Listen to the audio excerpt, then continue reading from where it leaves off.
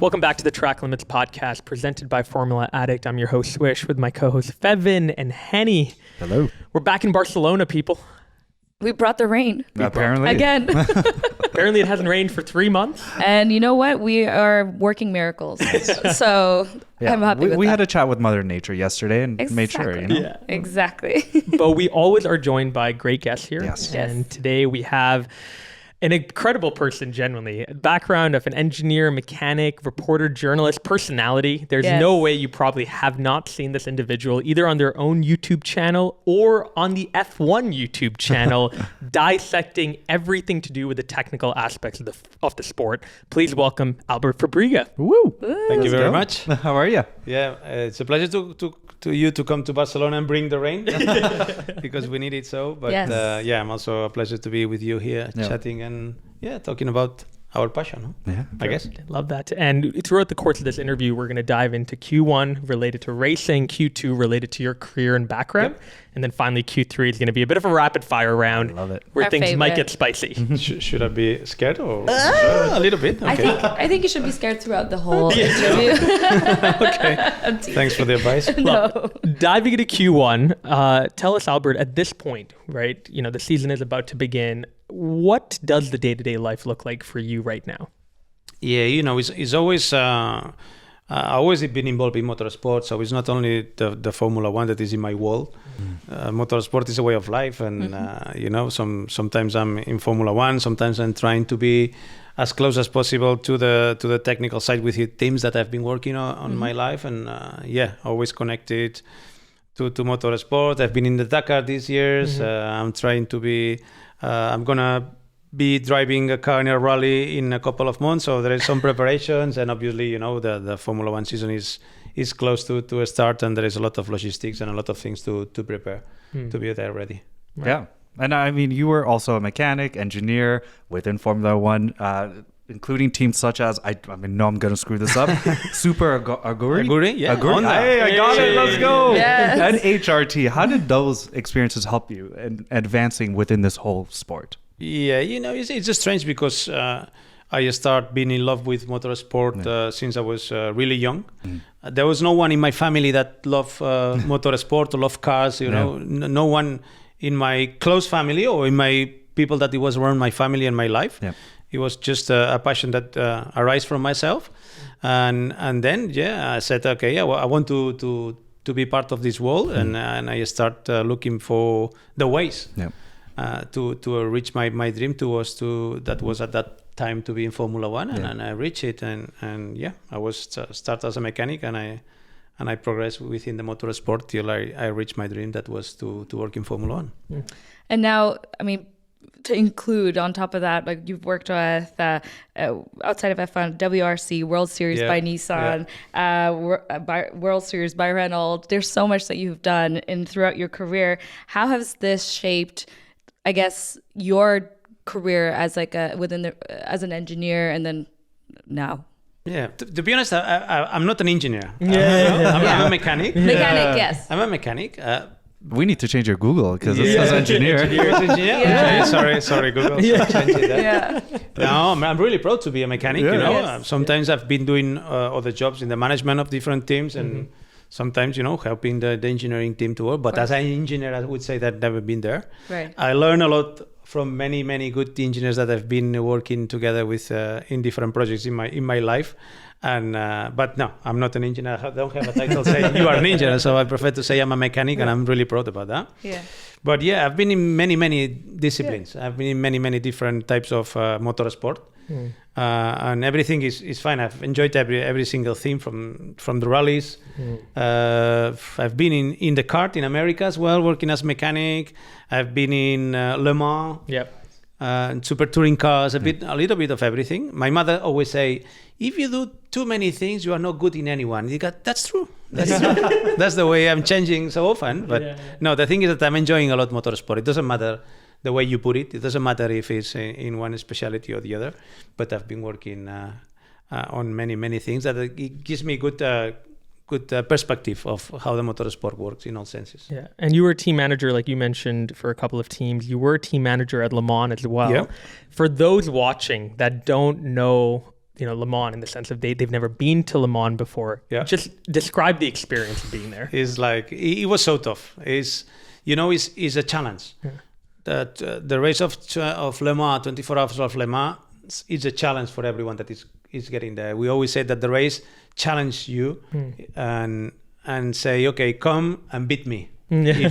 If you feel strong enough, you come and try to beat me. And it's that feeling that you arrive into a race that is amazing with a lot of history, and when you arrive there, you feel that you are in a special place, in a special race, and then it's very painful. It's very painful. We were saying this is not a 24 hours, it's a 24,000 hours because all the preparation, we were racing in an LMP1. At that point was the highest category, was in a new car. And we raced with 2 cars. Right. They were completely new, and you pay the amount of work you have to do for that, and it was so tough. I'm not a person that cries very easy, and at that race I did. Wow. Because I end up the race. We didn't finish the race because both cars stopped maybe at 10 o'clock in the morning, 1 and 11 o'clock, or so 2 or 3 hours before the end of the race. And I end up completely exhausted. Wow. And I don't remember any single period of my life where I have no less energy or no less mental energy as well. It's both physical and mentally that you could say I'm completely empty. Wow. I'm completely empty. And then you go down instantly. It was so tough. Not only the race, the preparation and everything that you have to prepare. And it was so tough because we were very young. We have a lot of... energy to start the project, but then you realize that it's a massive challenge. It's a massive challenge to go to Le Mans and try to beat the race. Yeah. And what do you even think about this year's Le Mans? The hypercars, the whole introduction of that, and Le Mans is a category, is a cycle, It has different cycles where there is a lot of brands and a lot of OEMs competing at the maximum level. Then it goes down, stays 2 or 3 years without a lot of noise, and then it arises again. Yeah. And this, I think we are now on the top of the mountain now, with all these brands competing there in a quite, I would say, equal cars. Yeah. And doing a big show now. For this year, obviously, the win of Ferrari, it creates a lot of highlights, and it was a massive moment for the race. Yeah. But I think it's in a very healthy moment, and in all the categories, I think is going. The new regulations are on the good and on a good shape and in a good way, and I think they are doing a great job. And it's nice to see that the spirit of the race is still there and untouchable, and keep going and passing the years, and 24 hours is still there and keeping up the momentum. It's very nice. It's a very special race that I recommend once to go because you feel it instantly that it's special. We definitely you have to go. You've been there? Never. No, we want to. We did 6 hours in Portimao. Okay. Yeah. I fell asleep. We loved the beginning. The first hour was fantastic. Then we had to wait out until the last hour, and we're like, oh, it's race on again. Yeah. But you have to feel it. You have to go before Le Mans, the day before, where they go parade. The parade, and you feel, I've been 3 times there, 4 times, one as a spectator. Oh, cool. And as a spectator, we went to at 6 o'clock in the morning. I was with a guy that is living in Le Mans. So we wake up early. We went to sleep. He's even healthy. And we went to a corner that he said, this corner, there is a lot of people there. And it was something like 6 or 7 o'clock in the morning. It was raining. No. And there was a lot of people there. People 60s, 70s, 80 years. Wow. Very old people, with the list of cars and drivers, and they were discussing under the rain, and it was so cold.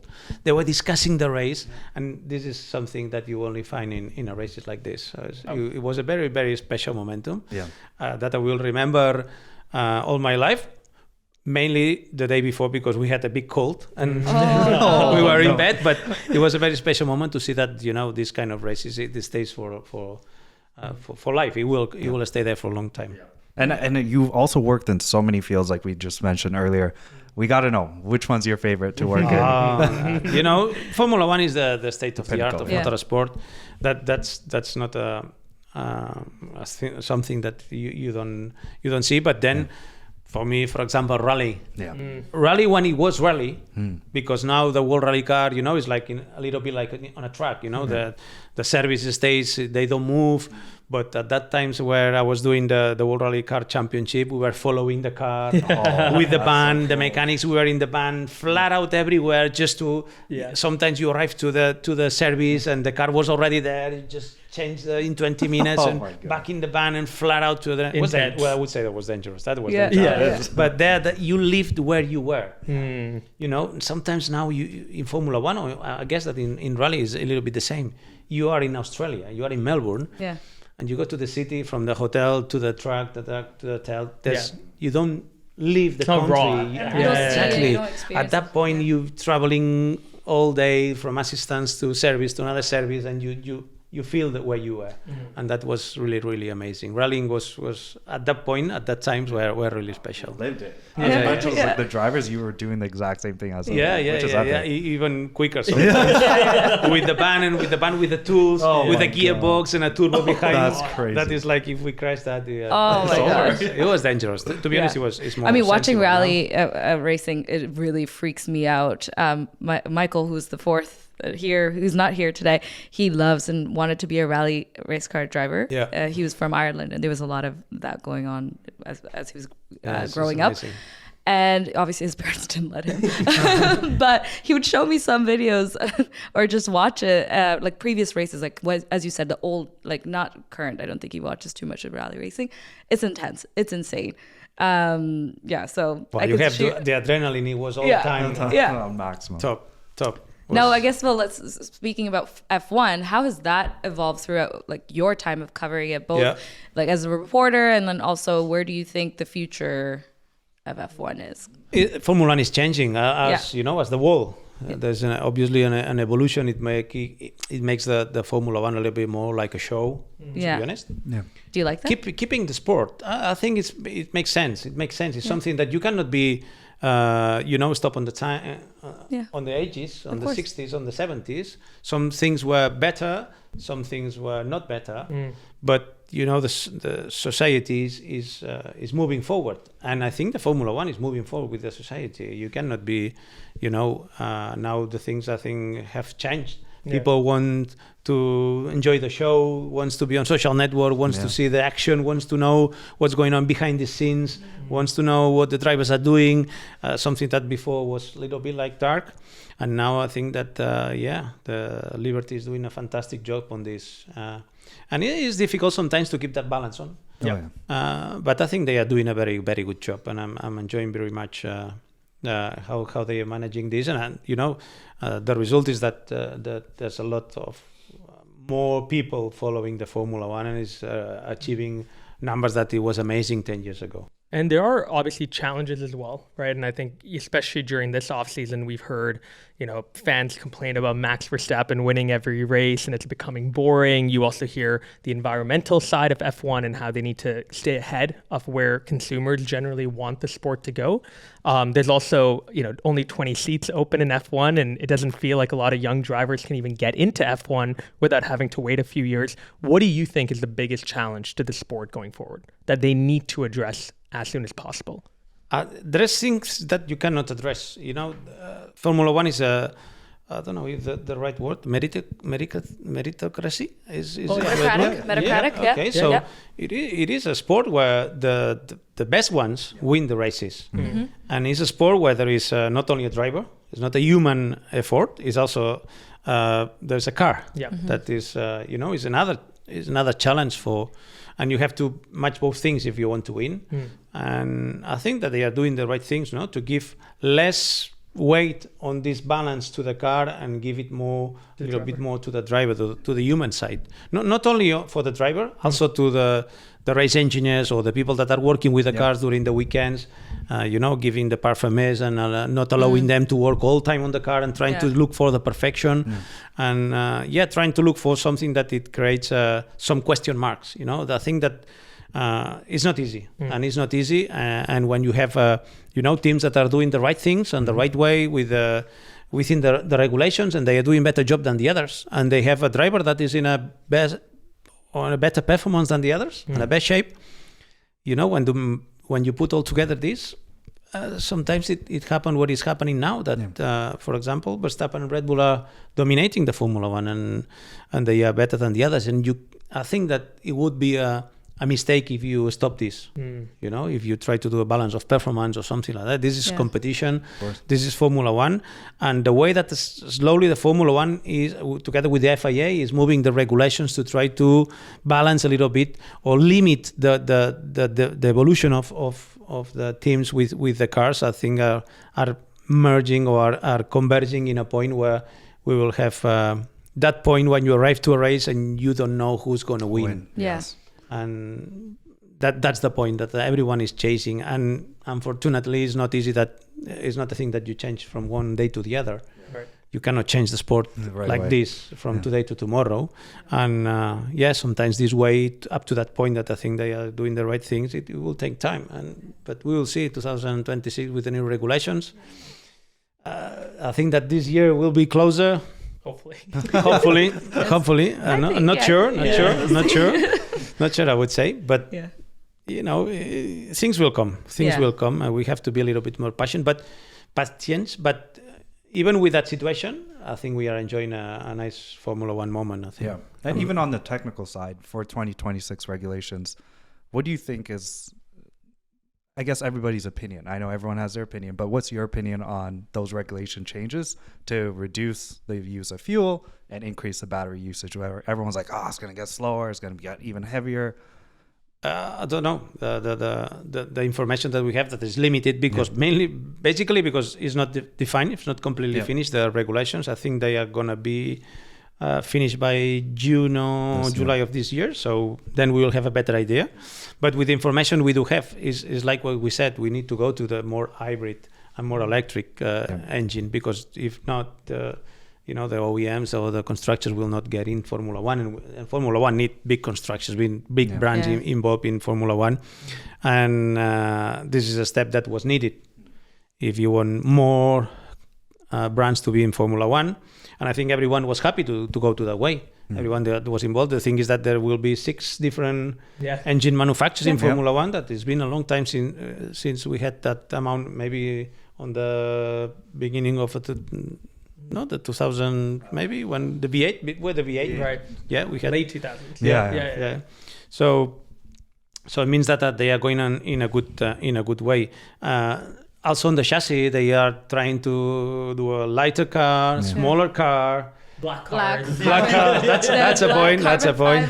Carbon fiber car. Yeah, that's the way they need to do something with that. I think that everyone is agree that they need to do something with 100%. With the colors, because if not, they will be all the same. But it's like who's that coming down the corner? Well, I don't know what car. No. The kick one is like, I think the most, for me, the one that you could differentiated the most because of the green. Yeah. The others, Williams is blue. And so is Visa V-Carbs.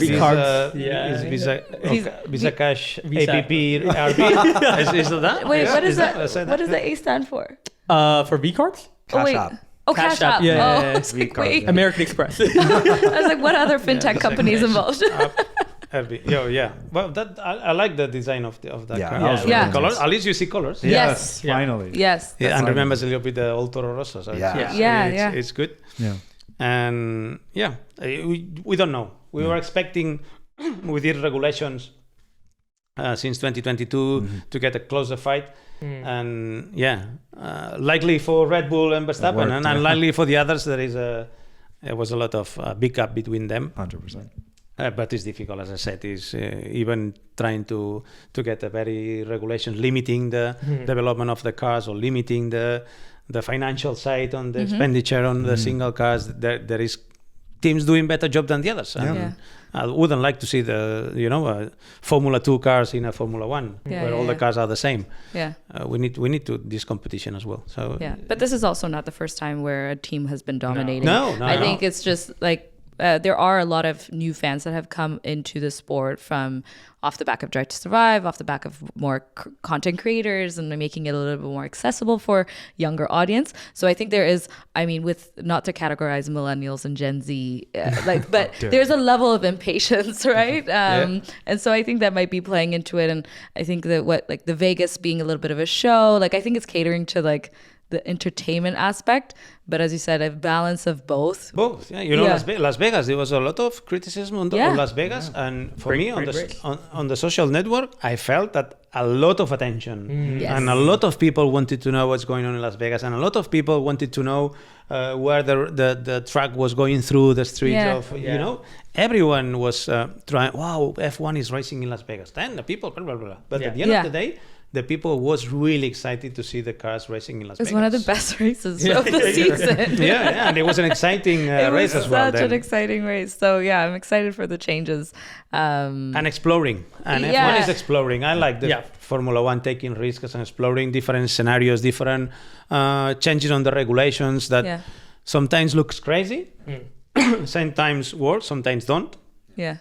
But I think that the best way to know if the things in the changes work is just put it in action, put it in the weekend and see 2-3 weekends. It's not working. Well, get rid of it. The sprint race format has also changed going into this year. So that should hopefully make things a little bit more interesting, and at least they'll at least go balls to the wall. And the DRS rules. Yes. Right. Oh Lap 2, not lap 3. Yeah. Right after the safety car. That's great. Yeah. They don't want Max. They don't want Max floating away. Come back. I don't know. I'm hoping Ferrari is right under their nose. Hey, could be cool. With Lewis coming in. Yeah. Where were you when that news broke? Or did you find out beforehand, or did you know that news was coming? Well, there is a strong rumor saying that that can happen. Oh.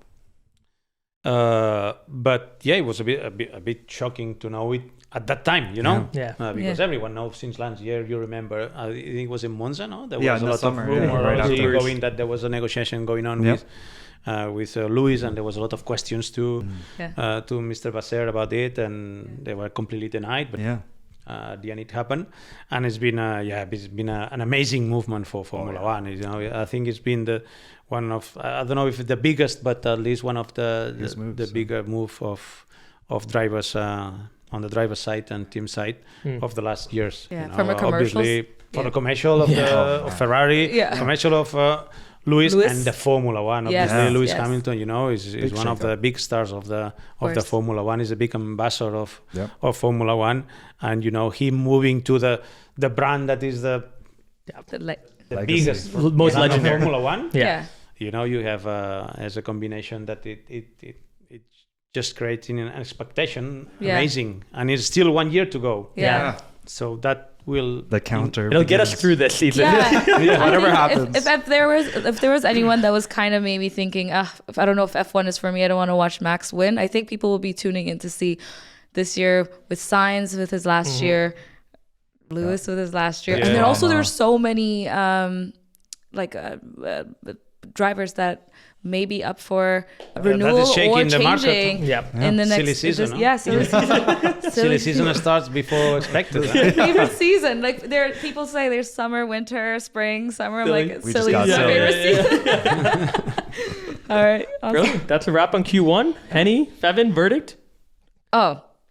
I'll leave it to her this time. Oh no, you left it to me yesterday. Yeah. Is Albert is he through to Q2? Oh, he's definitely through to Q2. Definitely through. I would say that's green. Green sector. Green sector. Green sector. Not purple. You didn't get a purple. No. Start slow.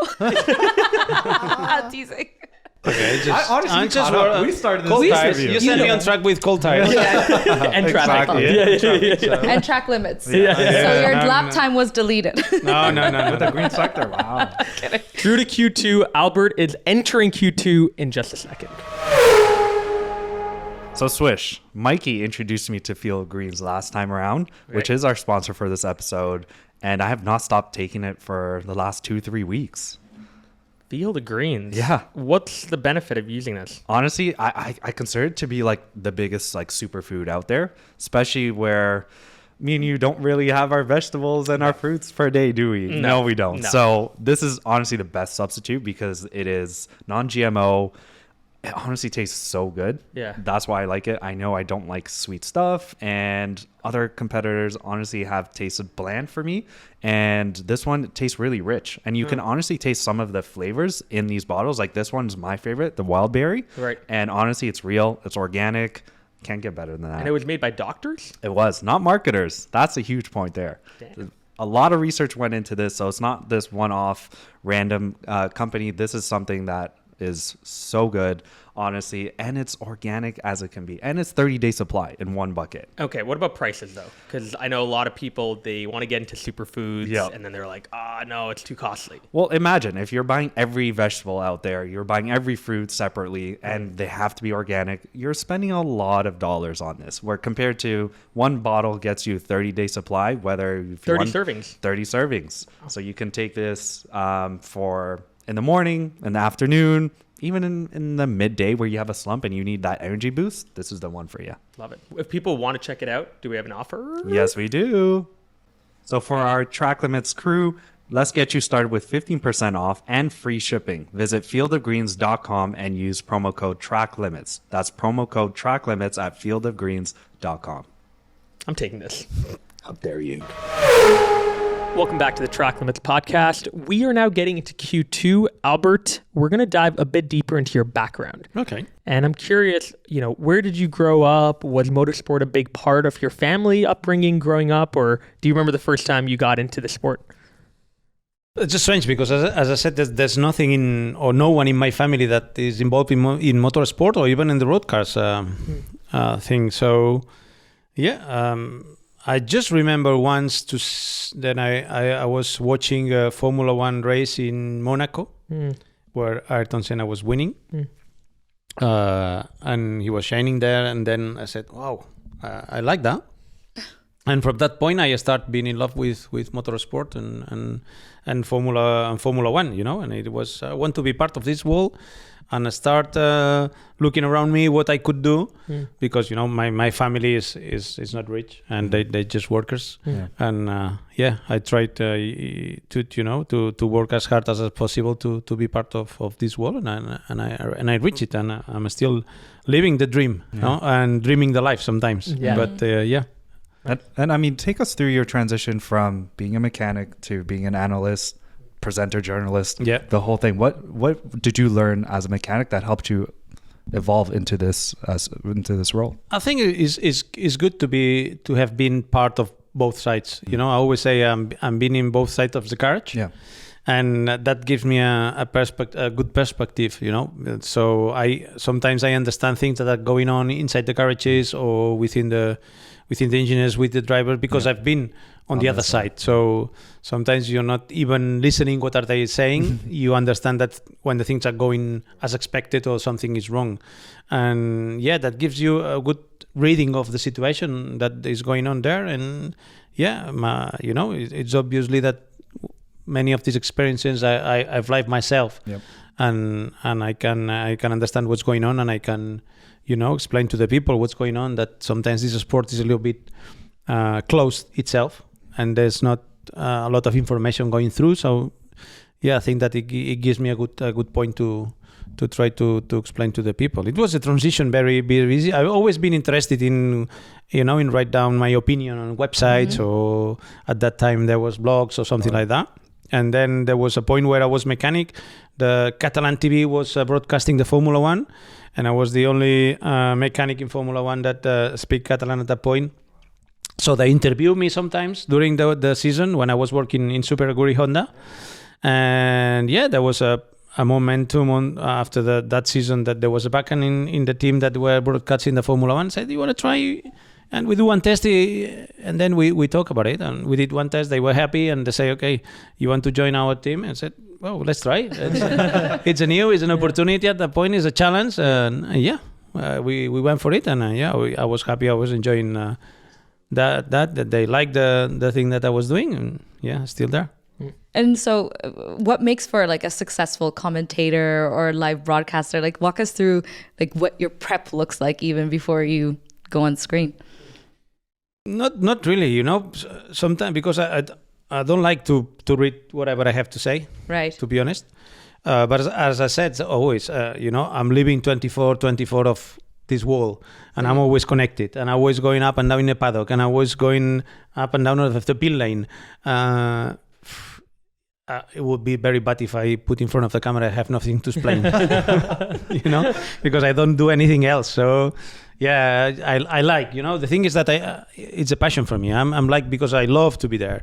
And So when you're doing something that you're enjoying it, you don't need to study or you don't need to prepare anything, at least at the end of the day. So whenever, let's talk about this. Okay, blah, blah, blah, blah. I can be half an hour talking if you want about that, because I've been all the week searching and asking information and knowing that and reading that, learning about the people that knows really, because I don't know too much. So I always asking to the people that knows the good information, and then just putting on in front of the microphone, in front of the camera, or whatever the situation. So like us with our notes here. Not a good look. No bueno. No, it's okay. It's okay. Let's throw this away. We can just like riff off from. But sometimes, obviously, I need to look at the telephone or on the screen. But it's something that when you do something that you enjoy, you could be like hours and hours talking, like we are talking here. We could be hours and hours talking about Formula One and motorsport in general. And literally, what we always like 95% of our conversations are only about motorsport. Like we try to talk about something else, and then it will somehow. We'll talk about, what did you eat for lunch? And then we'll go back to talking about this world. So Spanish food? Oh, Carlos, hey, what? Smooth operator. It's just, the world. We love it. And when it comes to the technical aspect of the sport, for those people watching that want to get more into it, what would you recommend? Other than your YouTube channel, plug. But and your TikTok. Yeah, and your TikTok. Though it was in Spanish for the most part, but I saw like the translation or whatever. Yeah. Okay. What would you recommend though for people to check out? First of all, that sometimes it's very difficult, even for us that we are 24 there, to understand. There is a lot of science, a lot of technology, not a lot of development, and gray material there, and a lot of people working hard, very intelligent people working on it. So sometimes it's even for us difficult to understand. And when it's difficult to understand, I cannot explain something that I don't understand. So sometimes calm down. Don't try to understand everything, and don't try to be the best in knowledge of Formula One. Forget about it. Try to understand little things, and in a very basic way. The basic way is possible. And if you don't understand, don't try to be Adrian Newey in today's, because it's impossible, What is like one of the most, like if somebody was coming into the sport and maybe they've watched one or two race, what is the one technical aspect you would explain, or in the simplest form? Could be DRS or drag or... The problem is that there is a lot of things, a lot of factors. That obviously you need a good commentator. See, someone is commentating the race in a plain manner and in a good manner. You understand what's going on. Without this, it's very difficult if you are a new incomer in Formula One and you sit down in a television and you watch a race and it's like, why this is going in, why this is, if you start fuel saving, the other one is graining, the other one is, degradation, and a lot of things going on that you don't know, or maybe there is a lot of wind and the Ferrari is more affected for the wind than the others. Why? Why? Because aerodynamic. It's so complex. There is a lot of factors going in that even us don't understand sometimes, and we don't have that information. I always say that being in the circuit, you managing or you knowing the 10% of information that the teams are moving around during a race. There is a lot of factors that you could say, no, you have to go in now. Come on, easy. Big mistake from the engineer. No, come on. We just see a 10% of the information that the engineers are managing at that point to decide when the car has to go in, or is the ideal moment to get into the pit stop. So, it's like the football sometimes. The football, you see, the football is very easy. The rules are very clear. The rules don't change from one year to the other, and there's still polemics. Not American football.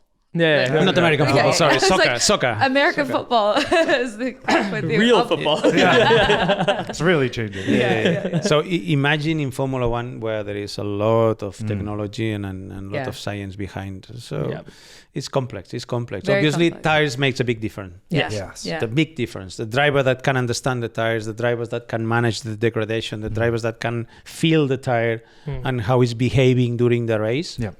And the car that is managing better the degradation and overheating, that is one of the big problems of the big problems of conditions, let's say, of these modern Formula Ones, has a big advantage in order to do the good strategies and to have the right pace to make it clear. So for me, tires are easy the people to understand that it makes a big difference. And then yes, the regulations, no, maybe to understand how the DRS can be activated and why not, and why the cars has to stop once or at least one time per race. But there is a lot of little factors that makes a big difference. I mean, I've seen you have had some creative ways of explaining some really complex technical aspects, which I think everyone should check out. I've seen them on TikTok and they've been helpful. Like one of the first, when you explained drag with a little parachute. Oh the parachute. Which is I was like, oh, this is very simple science, because it seems complex, right? So there's a lot that you've done. I think that's a good point, no? To try to link the complex things in a very relatable things that we are on our day by day, and that with a spoon, trying to explain the proposing with a spoon. That was something that, or with the water, to try to recreate what the air is doing in a side pod, for example, or things like this, that makes the people to boom. Oh yeah, that's it. You know, and then you pay a lot of attention. And if you do a little bit of show as well, entertainment factor. Entertainment, it makes it more interesting. And I always, when I'm doing these technical talks, I'm always trying to imagine what's going on and say, okay, I'll try to listen it without video, and if it's interesting, and then watching without sound. And if both things are pretty much taking my attention, it's okay. That for me is okay. But I'm trying to explain it as I understand, as a mechanic, Right. I go and I ask information to the people that know in the teams within the FIA or the Formula One. I try to get all this information, and I'm trying to explain to the people in a way that I would understand, because I'm a mechanic. So I'm trying to make it as easy as possible for the people to understand what's going on. That is so complex. And people say, oh, Albert, you know a lot. You explain it in a very plain way. I don't know more complex way to explain it. So it's like this, and I'm doing a bit of fun as well. Which I think is really helpful, and which is why I wanted for you to speak about it, because like for people that are really coming into this, it could be so overwhelming to understand everything, or scared to ask. Because some people is like in Formula One people, I know everything. It's like it's scared to say, I don't know how this thing is working. I have no clue. And I'm this kind of people, always asking, and then even asking the people to the right people. Sometimes you go to the next door and ask the same question, and the answer is different. It's like, who I trust, and you have to trust both, because probably they're both right, but in a different point of view, and you have to try to get the best of it. It's very interesting and very complex. So speaking of complex questions, we are now approaching the rapid fire round. Before that, verdict on Q2, people? That's purple. That was purple. Just those video ideas were fantastic. We should collab, by the way. We should definitely do a track limits Albert collab on a technical video. Him explaining track limits. What that is. You saw the TikTok with the track limits? Yeah. With the slot cars? Oh, wait, that was Austria. No, it was Spa. Spa. Sorry, Spa. That's we always confuse. Yeah, that was good. Good one. That was a really good one. Yeah. Well, we're going to link that for sure. That was a sponsored video that Albert did on our behalf. No, I'm kidding. That was a good one. I would say that some of the tech talks that we have done, some of them, I would say, and I can say that some people is looking at it because it could be a solution. And some of the solutions were saying, you remember the cooling one we did in Austin with the sauna and throwing me water. So we were saying, okay, the only way to cool down is to open more, a bigger section and blow air. That's it. The air is this easy, and that's the solution that they have adopted for to try to sort it out. And I'm pretty much sure that the track limits will go on that way. That the way we were exploring. Obviously, there's more complex. Yeah. I'm not saying that what we are doing there is easy to implement in Formula One. It's much more complex. But it's as the a concept, right direction. It's the right direction. Yes, I think so. As long as they don't get rid of it, then our podcast is useless. No, we stand out. We stand out, literally. God. Q3 rapid fire round coming up very shortly. Albert is nervous. You should be too.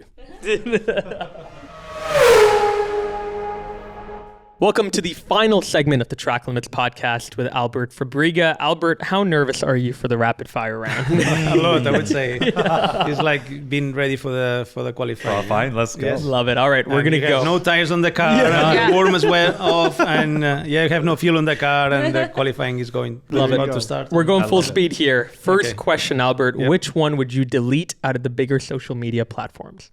You have to delete one. Not including Facebook. Yeah. I think one answer, one shot only? One. Yeah.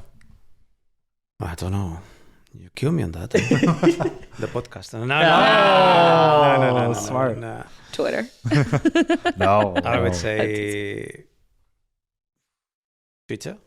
Oh, See? okay. All right. Interesting. What driver would you trust to drive you blind, or they're blindfolded and going around a lap, you're sitting behind them? Everyone. I think sometimes we undervalue the quality and the skills of the drivers because they are completely amazing sportsmen in one side, but then they have a lot of talent. There is only 20 guys there, and they work very hard and they are very talented. So I would do it with no problems with any one of the 20 drivers that are currently in the Formula One grid, and obviously all of the drivers that have been in the past and the ones that will come in the future. They are sometimes we undervalue what they do. Who's the greatest driver of all time? My favorite driver all time is Ayrton Senna. Yeah, I've been, I'm probably in motorsport because of him. Yeah. When I saw him in Monaco, and was a very special one.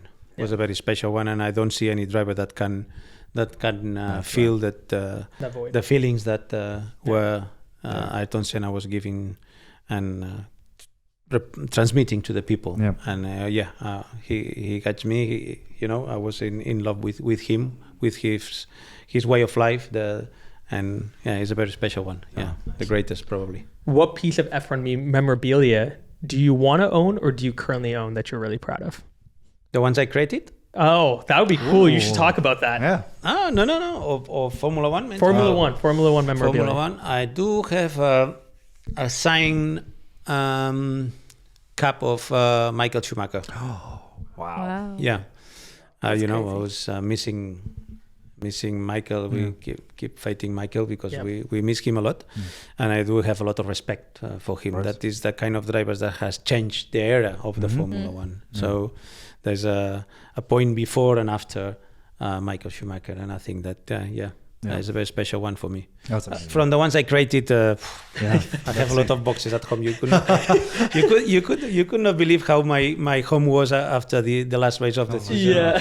I have a room completely like the ones that the door don't even close, because I arrived from a box. Let's put it there. Yeah, I will put it. I will at the end. Tidy later. Yeah. Boom, boom, boom, boom. It's like. Yeah. Sorry. We gotta have one of those. I know. Yeah. But there is nice pieces. No? There is the side pods, for example. The Ferrari side pod was amazing. It was so nice. Yeah. On a funnier note, if you can have one food for the rest of your life, what would it be? You know what? I like the chicken. Okay. Yeah. I could like roasted. Like roasted. Like fried. Doesn't matter. Just chicken. No boiled. Yeah. I hate it boiled, but just chicken. Yeah. People eat boiled. Never had boiled chicken. Oh, like for broth? Like chicken broth and stuff. Oh, like chicken wings. I could. Don't get us started. Not so spicy. Not the Hooters one. When I went my first time in the States on the kart, at that time was the kart. I worked for a team that was called Peyton Coin Racing with a Mexican driver, Michel Jordan Jr.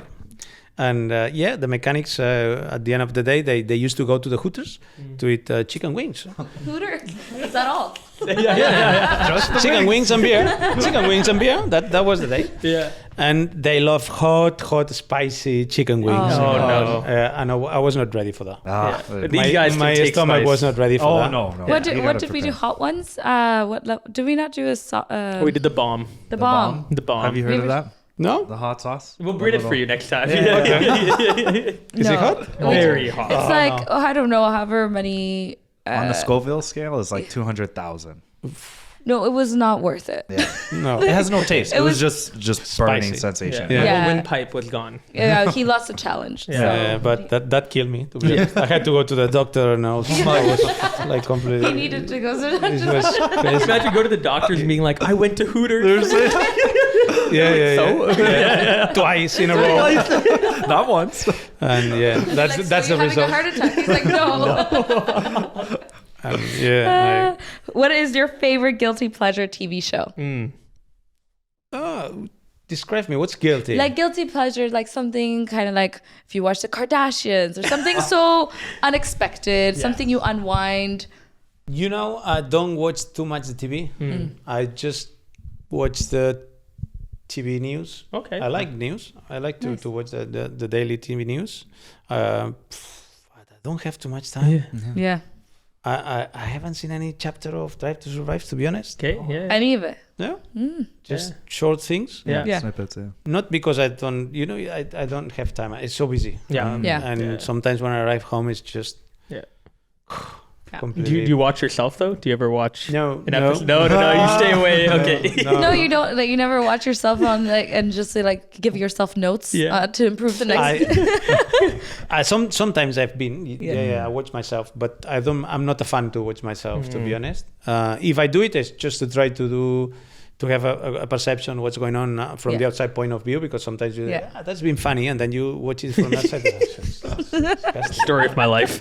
Anyways, So I guess that was me. I felt ridiculous, so I said, I will never. He's not watching this. Watch it again. What I do, and what I like to do is to ask to the relevant people that is around me. Yeah. What's your opinion? What do you think about it? It's okay. We are happy. Okay, if you are happy, I'm happy. Even if it's. Yeah. So but I don't like to watch myself on too much. If you could have any superpower, what would it be and why? To make people happy, a little bit more fair world, because there is people that is suffering a lot in the world. I think it's not fair. We are privileged. We are having fun here, and there's people that is suffering a lot, and I don't want to be in detail of it, but people around us, because for the illness, or for a lot of wars now in the world, and that there's a lot of movements that there's people that is getting injured, and people that is not having a nice life. That I think we are feel privileged. A privilege to have been doing my passion and not having worried about other things, and I think that if I have the power, would be for that, to make it a more balanced world, a more fair world for everyone. Beautiful. That's true. That's the best answer we got. It's like a and then to be Formula One driver. When this is done, then I will be just like Formula One driver. who would you if you had the chance to go into any and be any Formula One driver, who would you embody? Like who would you be? Ayrton Senna, of course. Yeah. But I would like to be Fangio as well, for example. To feel the feeling of that times the Formula One, how was that at that time, the intense And no safety adventure. at all. I was That gonna say, were proper those- heroes. That to be strong enough and brave enough to sit on that cars and throw that 4 wheels in a tube up 300 per hour. That was amazing. That was amazing, because now you see the drivers are now very brave. They go very quick, but there is a lot of things that are under control. And there are a lot of people just taking care of what's going on everywhere. But before, it was like an adventure. It was, that was so brave. Really? And for me, one of the drivers at that times where over the others, everyone was a hero. But for me, Juan Manuel Fangio, the Chueco, was a very special one. Nice. Was a very special one. So it will be very nice to go. Will be amazing. Oh yeah, An experience, unique experience. Yeah. That's amazing. If you had to choose another sport to be a reporter in, what would it be? Oh, that's a good point. Not 4 wheels, I guess. No, Yeah. for reals? I wouldn't say 2 wheels. 2 but wheels. Okay, no, how about no wheels? 3 wheels. No wheels. No wheels. No wheels No involved. wheels at No all. wheels involved. Okay.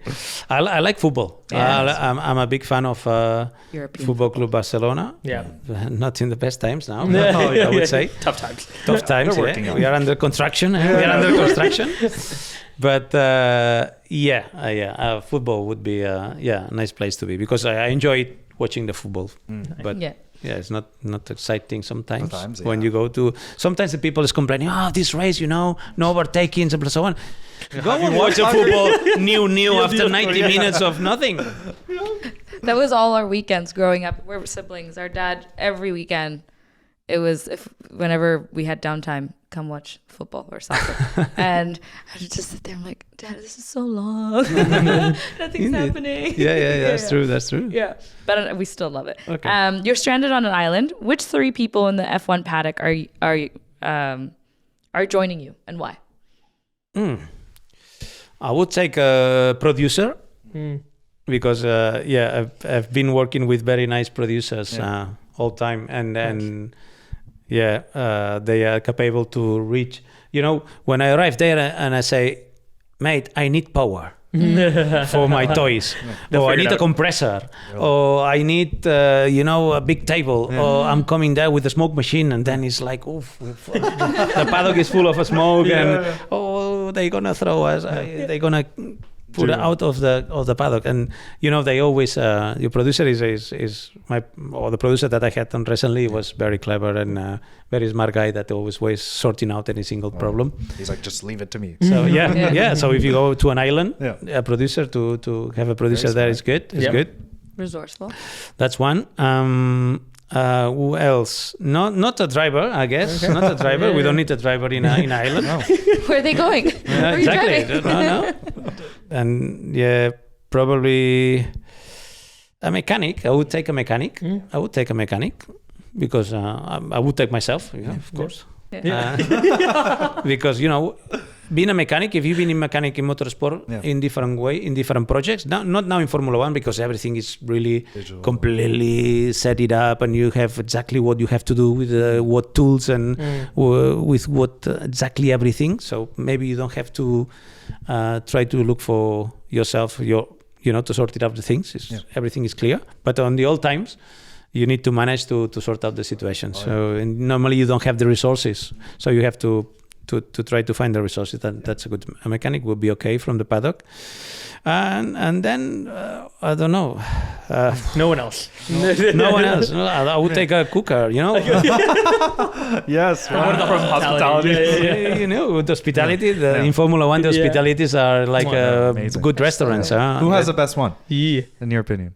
What team? Not now, but when we start the project of HRT, Yeah. our cooker and the whole staff that were working in the restaurant came from the Basque Country, where there is a 3 stars restaurant. Wow. So that cooker was from there.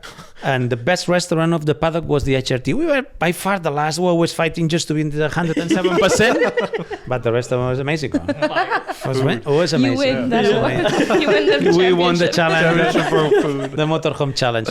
But from the current ones, I would say that this is thing that the COVID has I would say not killed, but changed. Before the COVID, the teams were working hard to open the hospitalities and motorhomes to not only the journalists, also the people that were in the paddock. Ferrari was organizing tastes of ham, of caviar, of oysters. Oh, wow. Red Bull was organizing an amazing cooking and food experience in their motorhome. And after the COVID, these things they stopped it by the COVID, obviously, but they didn't retake at the same level they were. And Mercedes was cooking also for the people. McLaren was organizing good lunches. Everyone in the paddock of the top teams, I would say, they were working hard to make the food available to all the paddock, and we are enjoying amazing experiences with the food. Well, that might be very expensive. Yeah, that's true. That's true. Cost cap is definitely probably. I think the food is not included. I don't know. No. You found that out through the Red Bull thing. Yeah. Right? Catering separate. Yeah. Final question. Which of these titles best resonates with you if you're writing an autobiography? Okay. The Daredevil, the Dreamcatcher, the Free Spirit, or the Hardest Worker? I would say that I'm a hardest worker. Nice. Yes. I have worked very hard. I would say that I know to work hard. I don't know to win money, That's the reason that I'm still working hard and I'm still poor right now. But yeah, because I always moved because of my heart. I never thought with my wallet or my head. I always, any single project I've been working in my professional career has been because I've been in love with the project, on the technical or on the TV side, on the communication side. I love the project. I have a passion of the what I'm doing, and I never think with the wallet. Some of the toys I'm building for the Tech Talks, it costs a lot of money. Yeah, a lot of money. I'm honest. I spend a lot of time, but a lot of money on it. But it's that way where you enjoying it doing it, and then it's like, wow, you have the ability to say, oh, that's fantastic, and it works. Yeah. Sometimes not. So I would say there's a lot of things that have been stopped in the middle of the way because they didn't work. But there's no better pleasure to finish a job and say, wow, I did that. Amazing. Yeah. And we put it in front of the cameras and it works fantastic and everyone was happy. And then you sit down and fuck. Yeah. I lost money in that. I lost money in that. But then I put it in a scale and say, come on. The best feeling of life is to be happy and enjoy doing the job, If I don't earn money. So you personally fund your show? Sorry? The tech talk? You personally fund it? Like the projects that you do? Well, no, it's a thing that, I'm getting paid to be in front of the cameras. But you manage yourself to invest on your toys, Yes. Because I'm also doing for other TV stations. Some things are very expensive, and where you are in the middle of it, because this is not something that you have a catalog or you go into the internet and put, I want to build, Ferrari Cyborg. How to build a Ferrari Cyborg 2023? Put me and the budget you need. No, you start doing it, and when you are in the middle and come on, that's it. Okay. Okay, so let's go. If it will shine, do it because it will make a difference. And when you travel around the world, sometimes you lose things, sometimes arrive broken, and while you are there, and sometimes the light ups to me when on Saturday. Like, I need that. Wow, if we do this, it's gonna be fantastic. Let's find an iron place, or let's. And then you are in the middle. When you are in the middle of it, that's how much it costs. Doesn't matter. Like, don't think about it. Take it, but that will be fantastic for this, and then. Brilliant. We love that, the hardest worker. And a visionary. And a visionary. Honestly, very much. I regret. I regret because I'm getting old. I'm getting old, and my back and my body is not at the same level that it was when I was younger, and sometimes you cannot keep that momentum because I learn from a race. And I go straight away to work.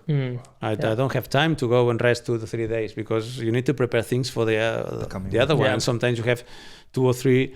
You have triple races. And double headers, and you have to move before with 2 or 3 things, and the others preparing. So you cannot stop. You have no time to relax. You're still great, though. I gotta say, thank you again for coming on. You truly are, by the way, the Da Vinci of F1. You're a Renaissance man through and through, and so many people should definitely check out your channel. Guys, also Albert is incredibly approachable. So if you are looking to be an engineer, if you're looking to get into F1 as a reporter, journalist, don't reach out to him. He's like, my inbox is closed. But hope you enjoyed this episode. Like, share, subscribe. We're going to throw Albert's socials below. Go and follow him, and we'll see you guys in the next episode.